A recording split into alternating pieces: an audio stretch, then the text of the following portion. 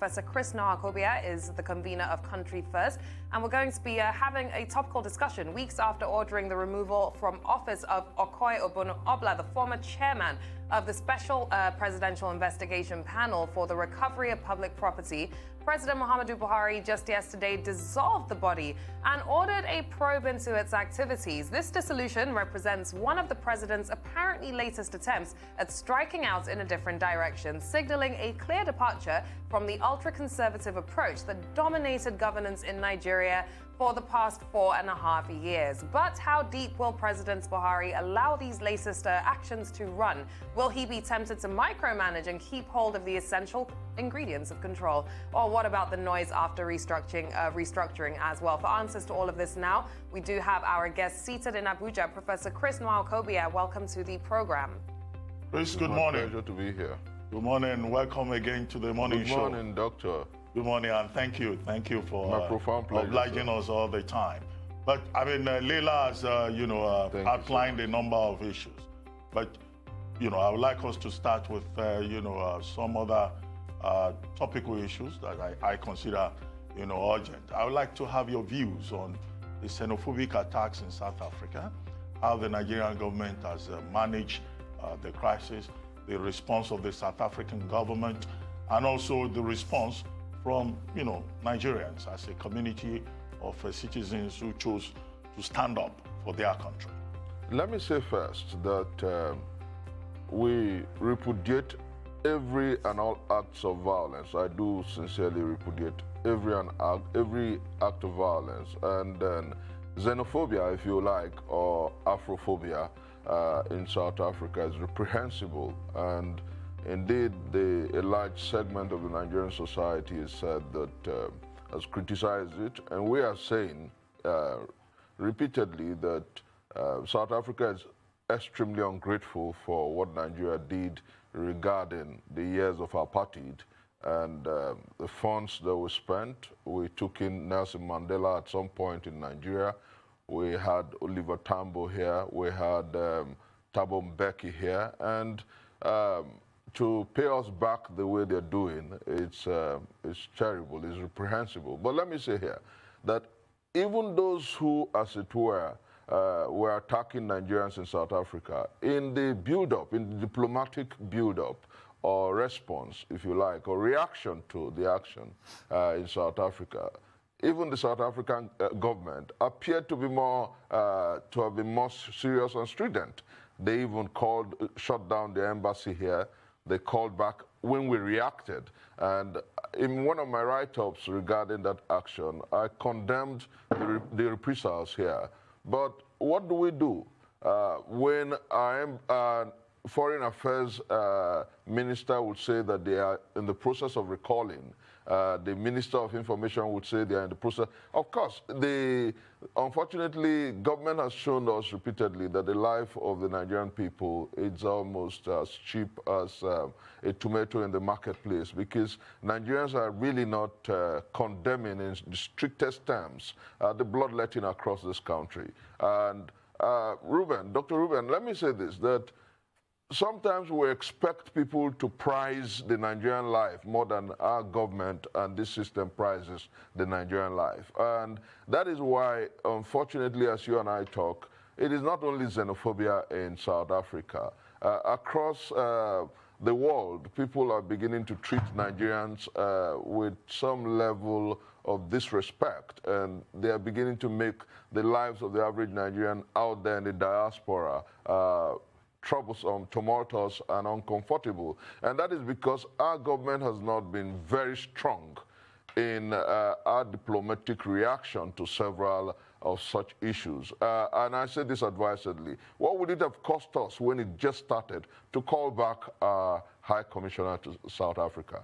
What would it have cost us to have closed down the embassy and then issued very strong statement? But what we had here was that our president was sending a special envoy who took about 4 days to get to South Africa. South Africa is just about 6 hours from here. And I think that the time has come for this country to begin to put proper premium on human lives. And when we begin to do that, it is a popular parlance that we grew up with. Charity begins at home. When you begin to treat the lives of the average Nigerian person with primacy, when you show that the life of the Nigerian individual matters, then the world will treat us as such. The lame argument about Nigerians being involved in crime doesn't hold water for three reasons.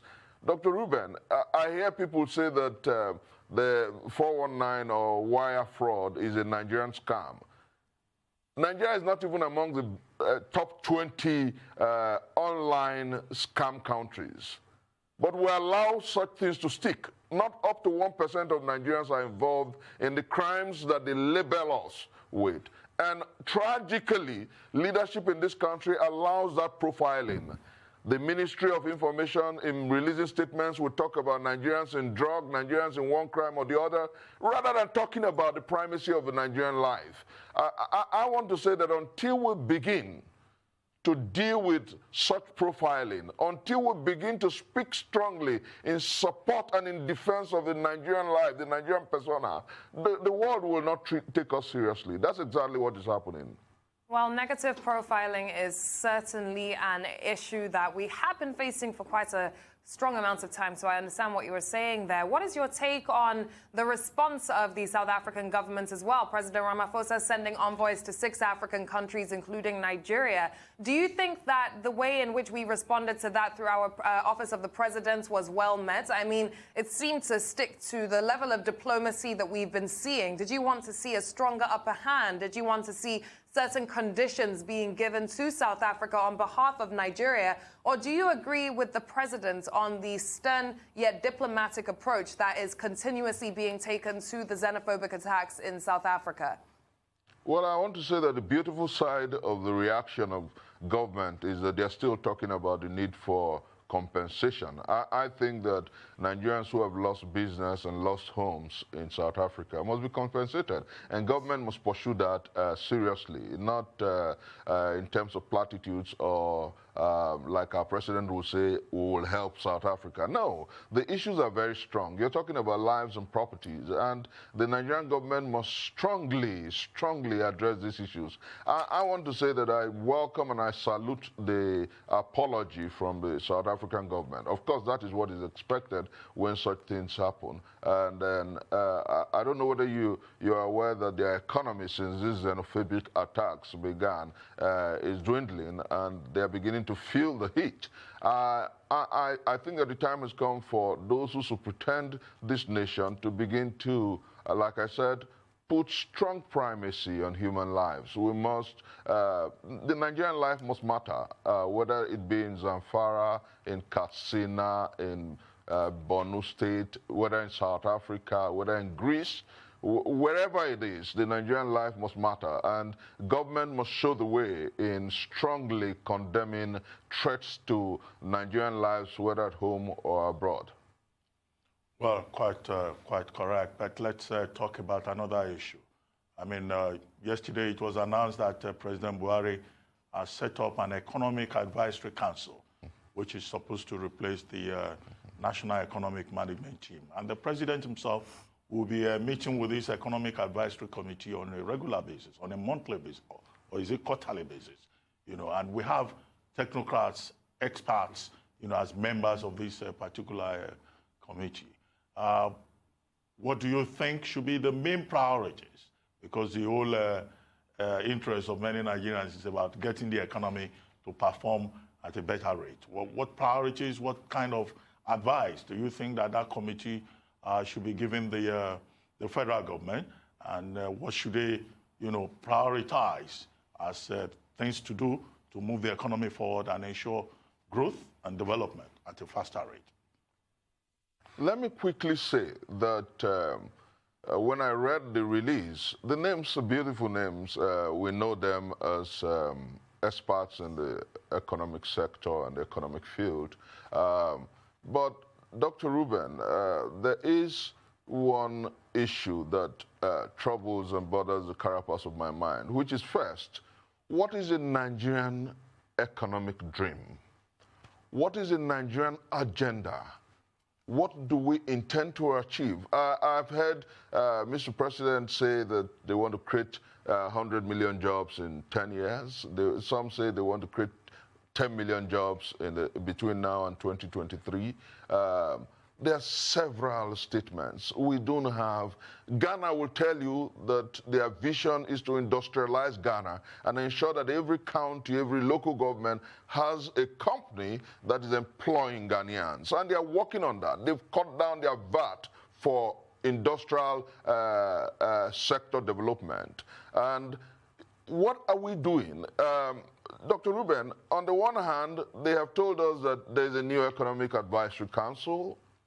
On the other hand, just before the new economic advice, they've told us that they are raising VAT, increasing VAT from 5% to 7.5%. Is that what they are going to grapple with? I think that government and governance and economic growth should not be something you just rush into. There should be a programmatic. That's point number one. Number two, Dr. Ruben, let me say this, that as you and I talk, the Constitution provides that the Vice President of the Federal Republic of Nigeria is the head of the Economic Council of Government. And now the language of a press statement from the Villa regarding the Economic Council that will be reporting regularly to the President is that that council would have direct access to the President.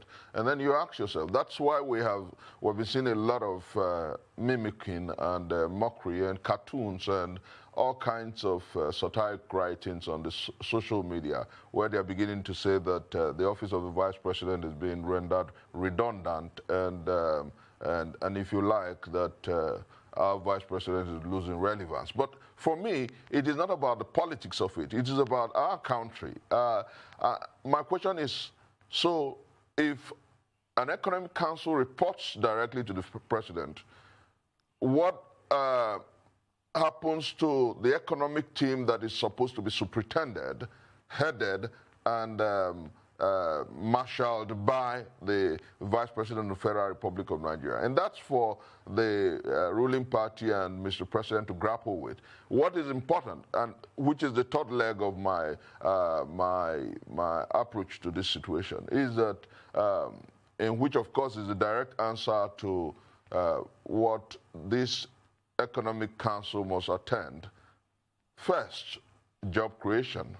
You can't talk about growing an economy without thinking about growing jobs, and then they must work in tandem with the private sector to grow our economy. There is something that bothers me deeply when we talk about food sufficiency on the one hand, and I don't know whether you are aware, Doctor, that the price of a bag of locally produced rice is over 20,000 naira. And so, on the one hand, we're talking about food sufficiency, we're banning importation of rice. On the other hand, the bag of locally grown rice is almost at par. The price is almost at par with the foreign rice.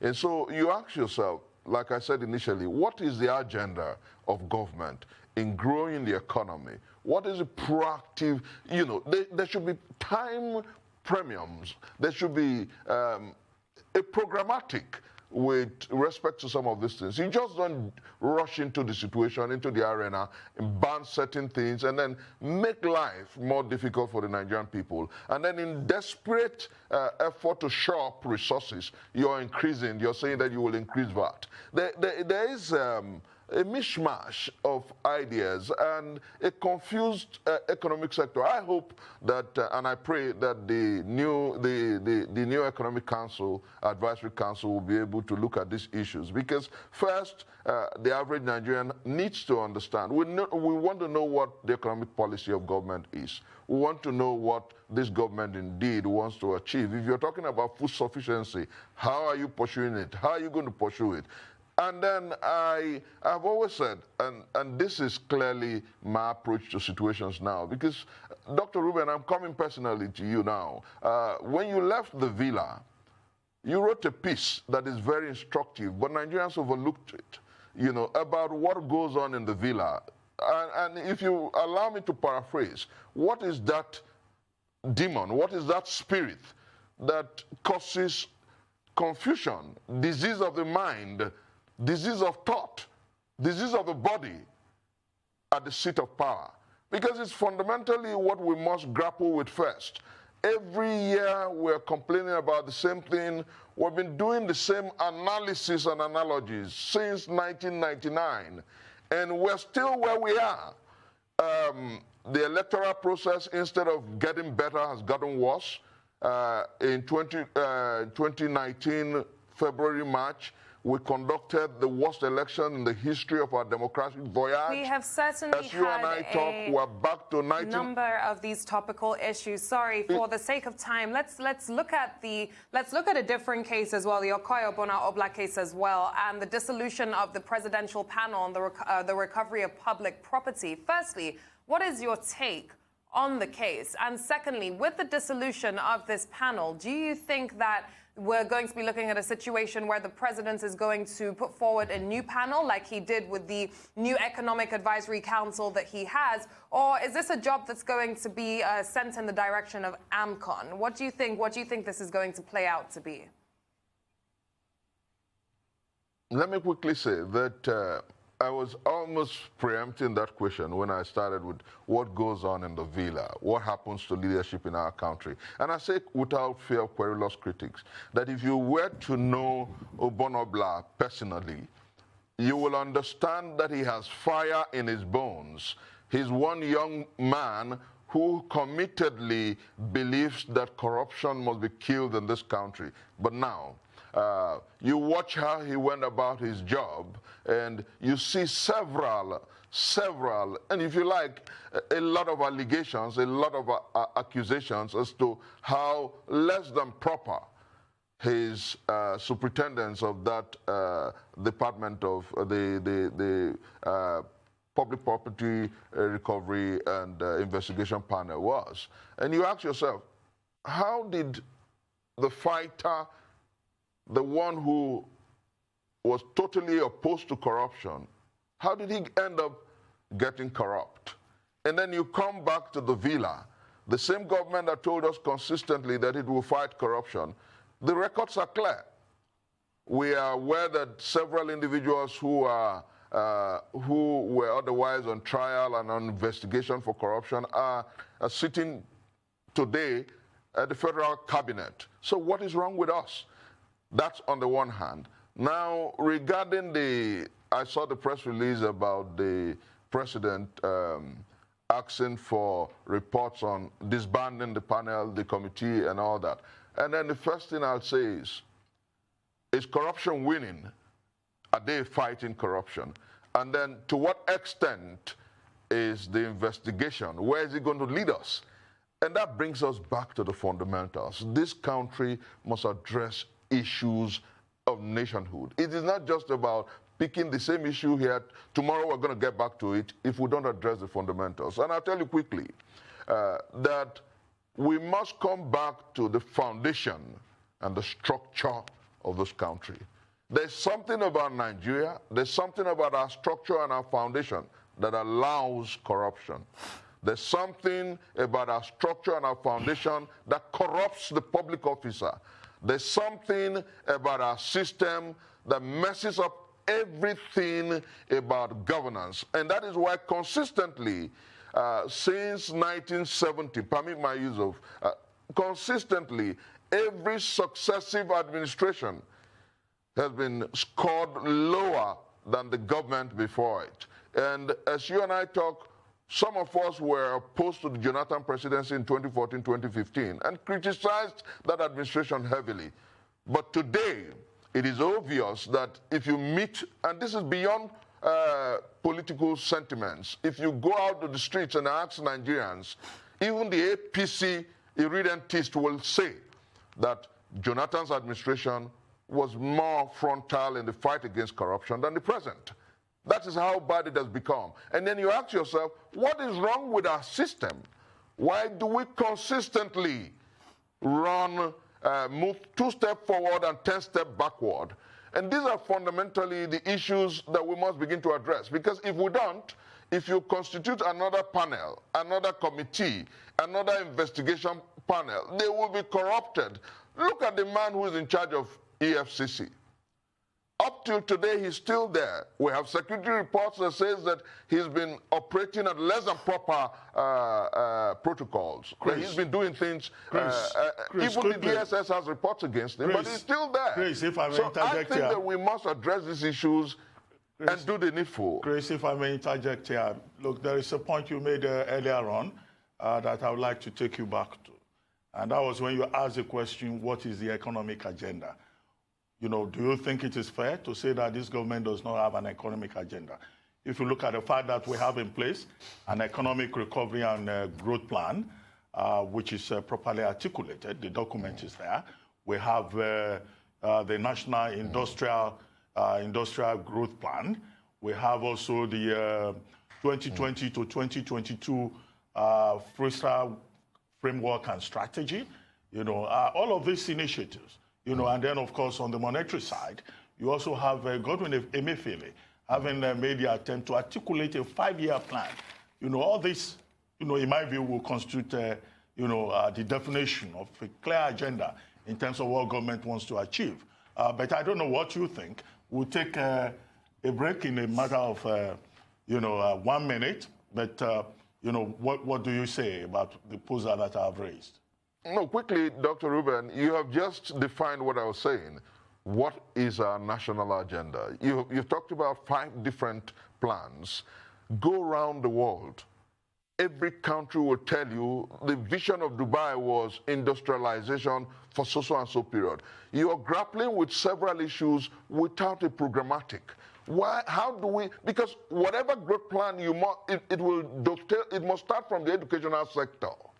How are you going to, what is the short-term, the mid-term, and the long-term vision? What do we want to achieve? This same government is telling you about several economic empowerment programs. On the one hand, they're telling you it's about agriculture. On the other, it's a cacophony of ideas. We do not know what the immediate vision of this government is. They must come straight to from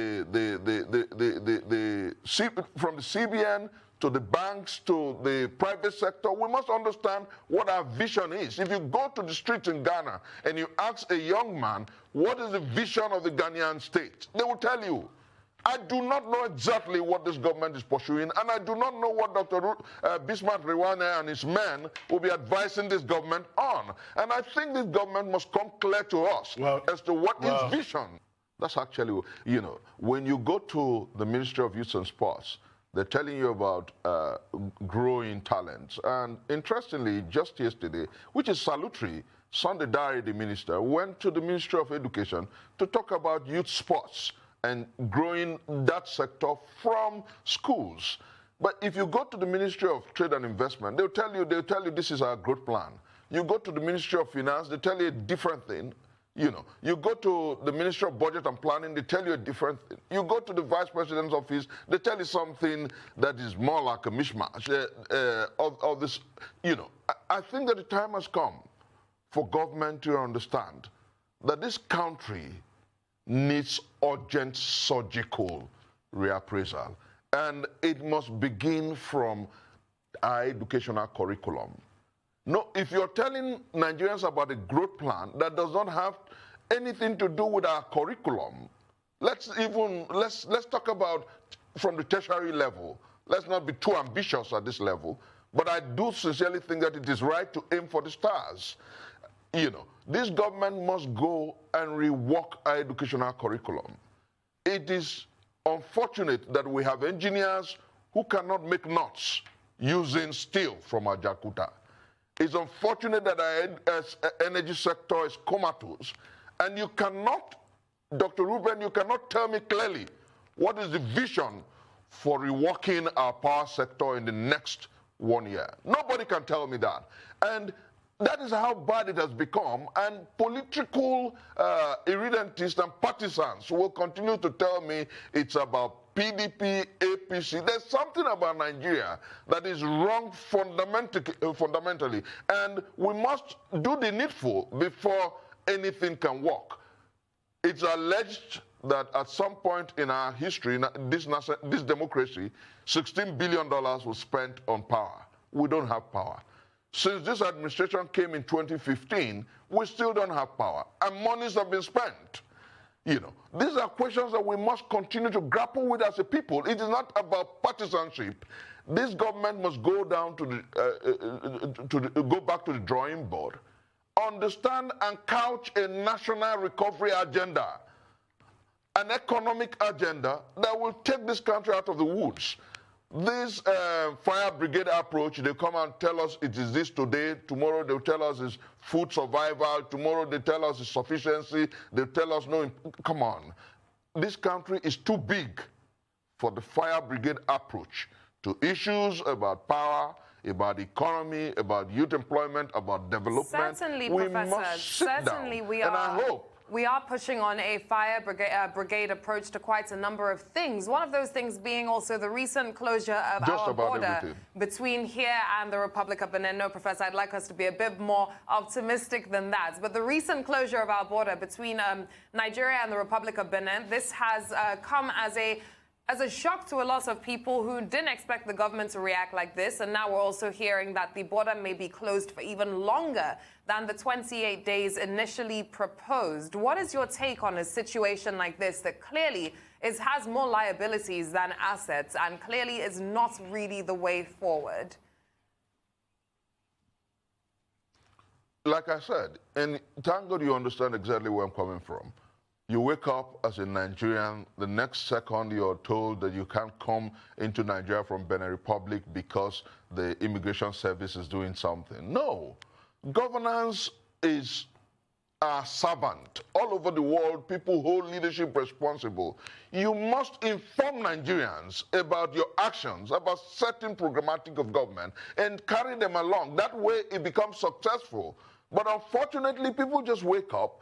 It's a fire brigade approach in just about everything in this country, and that has to change. But I tell you, this country needs a deep surgical rework, and it has to come from the foundation.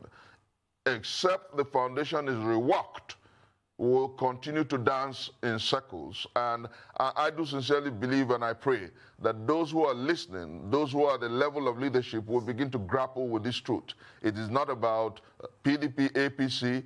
Our children are looking at us and they are asking strong questions. Why is it that Benin Republic is doing well? Why is it that Benin Republic has a very functional wharf, and a country of over 200 million people depends on only Tinkan and Apapa wharf?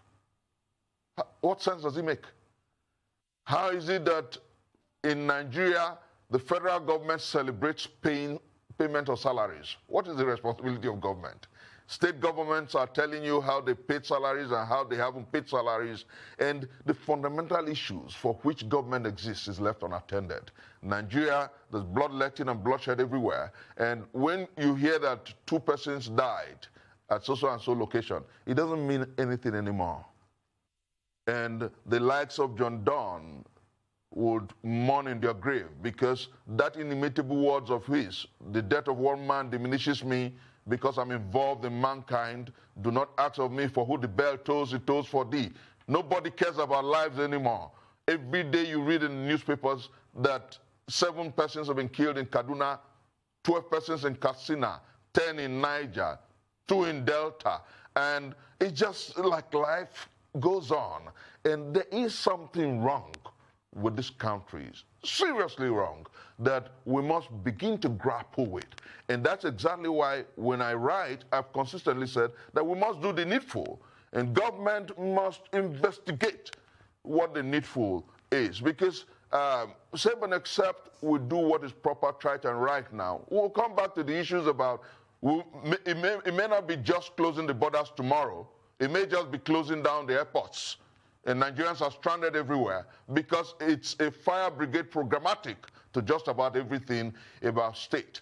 And those who defend, who speak on behalf of government, will consistently sloganize, will consistently use propaganda rather than issues that affect the masses of our people. The time to come straight to government with the truth is now.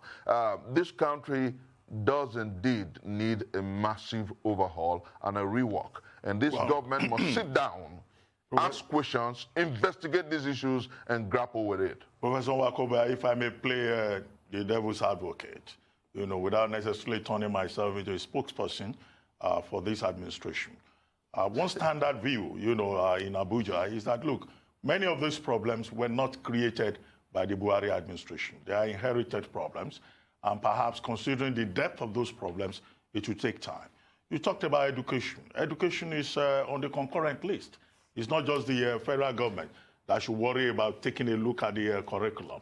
Then you talked about the power sector. I mean, in recent times, the government has been talking about taking a second look at the framework for electricity supply, particularly with regard to the GENCOs and the DISCOs. And to increase generation and transmission, there is a plan in place to engage Siemens and to ensure that there is improvement between now and maybe 2025.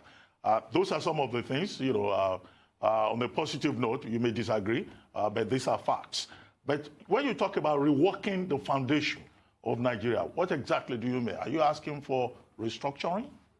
Let me say this. The reason I use the word rework is because every so often when you talk about restructuring, people begin to look at it from partisan embers, and they fire their shots from partisan comfort zones. But let me say this, Dr. Ruben. Why is the federal government of Nigeria involved almost exclusively in power? Why is it the federal government of Nigeria that is licensing GENCOs and DISCOs? Why are the states not generating power? Why can't you just allow them control their resources and generate power? Dr. Ruben, I grew up in a town called Saple. Saple has a thermal generating facility. Saple can generate enough power to cover the whole of Delta State. But you know what? There is a certain national grid. Dr. Ruben, you can generate power from waste, from wind, from solar.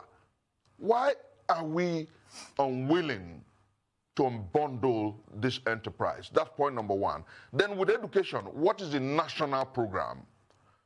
At some point we had 6-5-4 programmatic. 6-3-3-4. Then came 6-3-3. Now what is the national agenda? It has failed in growing entrepreneurs and growing system. So what have we done thus far to rework it? You don't need 10 years to begin the journey of progress. If you continue like this government has always done, you keep your eyes on the reverse gear, you're blaming the past and unable to grapple with the realities now, then we'll continue to have the same problems. I think that the time has come for us. That's why I use the word rework. If you allow the states control, some of the states are generating power at some level. Let the states run some of these things. We must do the needful, Dr. Ruben Abati. The federal government has too much to chew. I'll give you another practical instance. If every state government is in charge of the federal government roads that traverses each sector, each territory, do you know that we will have better roads in this country? I remember that as bad, quote unquote, as the Buhari administration was, most of the federal roads around and within Delta State was fixed by his administration. Lagos and Ogun State are asking to do that now, and some other states. If you allow states control their resources and fix these roads, you will have better road networks. I don't understand why the Nigerian estate and those who politic with everything cannot grapple with this reality. Dr. Ruben, until the needful is done, 10 magicians cannot fix this estate. The federal government's too meddlesome, too cumbersome, too big. The behemoth is too unwieldy that it cannot perform. And that's exactly where we are. Bring 10 economic programs. If you do not devolve power to the local government, to the states before you get to the federal government, we'll continue to fail. That is why you're talking about states not being able to pay salaries. Let me give you a practical instance. Some people will come out and tell you that some states cannot function without bailouts and support from the federal government. Thank you very much, Professor Chris Markobia. Unfortunately, we have run out of time, so we cannot continue with the conversation. Thank you very much, sir.